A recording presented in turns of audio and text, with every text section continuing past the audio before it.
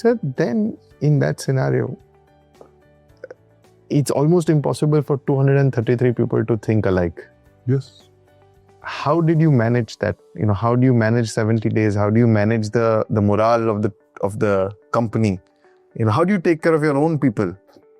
Firstly, it was a big challenge to start with, because initially when I got back to the company, I could sense that kind of stress. The stress level was too high. It was so high that we had limited rations, dal chawal, we were cooking once a day. Still people were not eating it because the stress level was so high that they lost their appetite. That is when I said, yeah, I need to make sure that we first break the stress in the unit. Right. So that is when I was telling you, somebody from top was giving the idea. Yeah. I said, let me start with a routine. Can you believe it? In an area of 100 meters by 100 meters, surrounded by the militants, you are doing morning PT.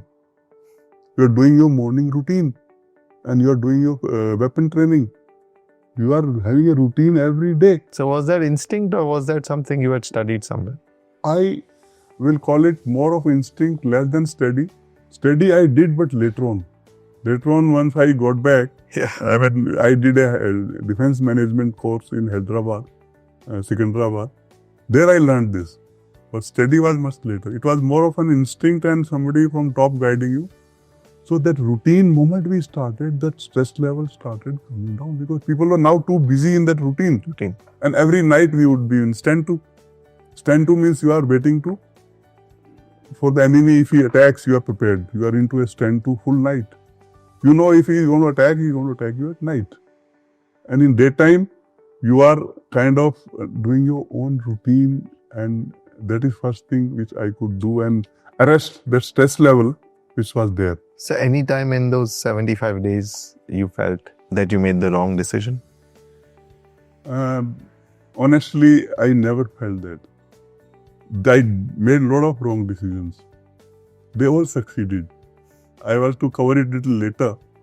But you see, finally, when it came to, after having tried all these peacekeeping meetings, finally we had 3 options to make. And 3 options included one going to Guinea, one going to Liberia, and one fighting your way back almost 70 kilometers to come back to Dharam. Most difficult, most challenging option. We as officers, every day would discuss, it is easier to go to Guinea, which is say 5-6 kilometers. Easier to go to Liberia, which is another 8-10 kilometers. Most difficult option was the 70 kilometers. But somehow, I don't know what happened, I started, just before the operation, I started, I would say, telling everybody that we will go to Daru. Daru means 70 kilometers of fighting and sorting out the RUF. Nobody believed me. My own officers would kind of say, what is wrong with the company commander? What language is he talking? Honestly, it was a wrong decision because that was it was a suicidal kind of a mission to fight entire RUF all your way through the bush, 70 kilometers, and then coming to Daru. So, if you see, honestly, very wrong decision, but that soldier in you, because you were humiliated so much over 75 days, now you wanted to sort out the entire RUF. Rather than going to Guinea or Liberia, would have been running away. Right. This was fighting the entire RUF and coming back with real honor, real dignity. So this is something which, as you said, wrong decision. Everybody thought I was making a wrong decision.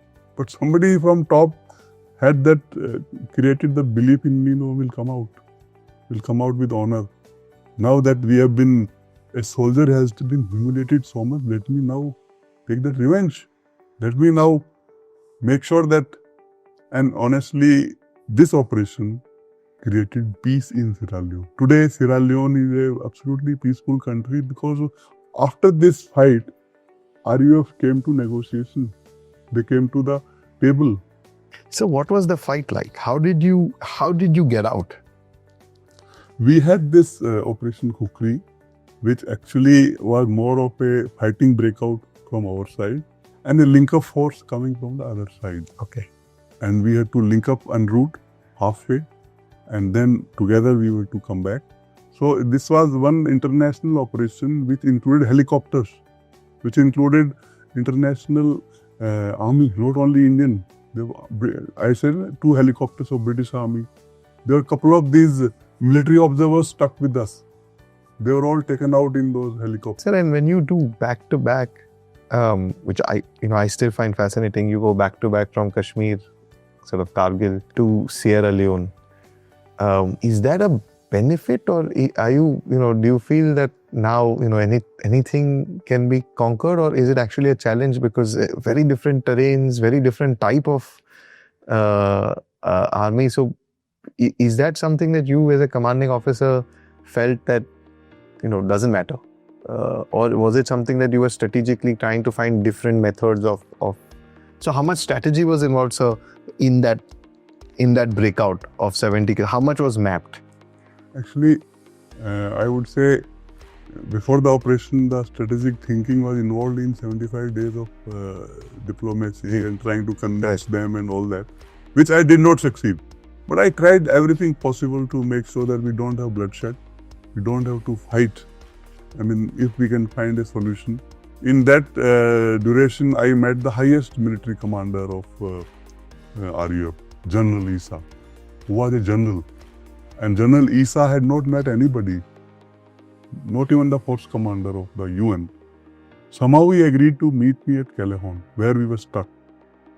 And this day when I was given a message that General Issa is in town and he is ready to meet you, I had asked for this meeting. That is the day when I was told by everybody that it's a trap, they will catch you again. Because you see, the tension was so high. But I said, no, I am going for the meeting. I have called for the meeting. If they capture me, if they catch me, it's all right. But I am going ahead to try one last time. If I am able to. Every time I told Martin that let us go with the weapons, he told me that General Issa has to decide. He's the boss. And here General Issa was in town. I had one opportunity to maybe convince General Issa. So despite my entire company, my officers, I would say advising me not to go ahead because they thought this was another trap to capture me again. But I feel very happy that I give it a last chance. I went out, and when I went out, the same town square hall where I was captured the last time. I had that memory experience. Same hall, the meeting was there.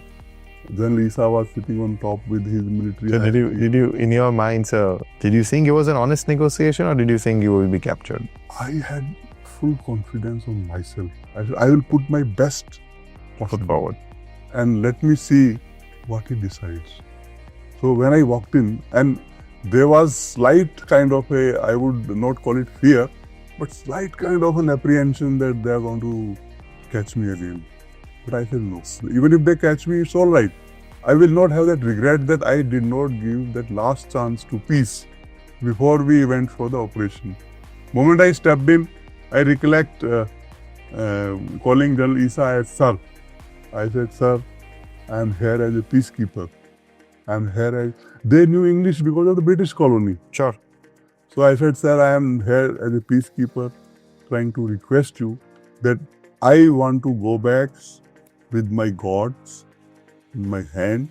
I will leave everything behind. Same thing what I was telling Martin.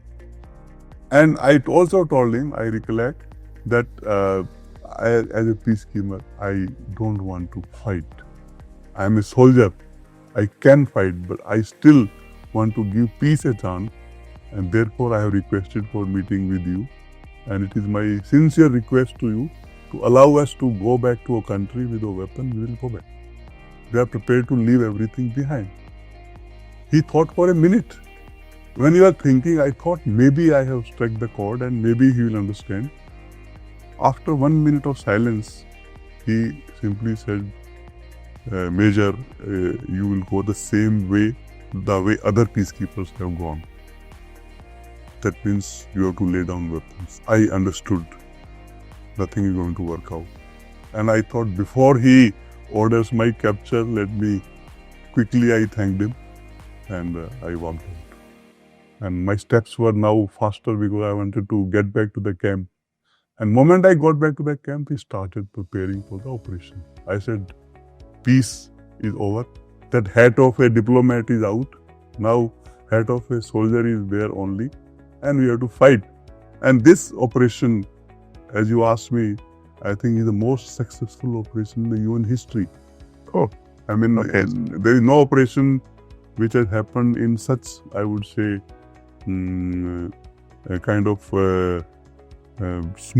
very smooth operation where helicopters were involved and we were doing, I would say, fighting breakout, and we gave surprise to the entire rebels. They never thought in their dream that first day I was meeting the General Isa and next day I am fighting like this. No, they had nothing in their mind that Indian troops will do this.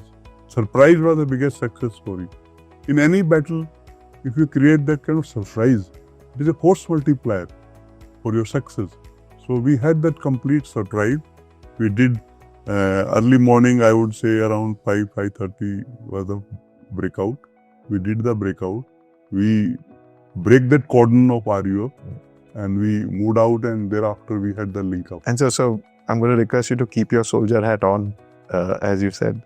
And I have a question, sir. You said Sierra Leone has peace now, relatively speaking, since where you left it. Is peace possible in your mind, sir, without conflict? And the reason I am asking that question is, unfortunately, we're surrounded by conflict.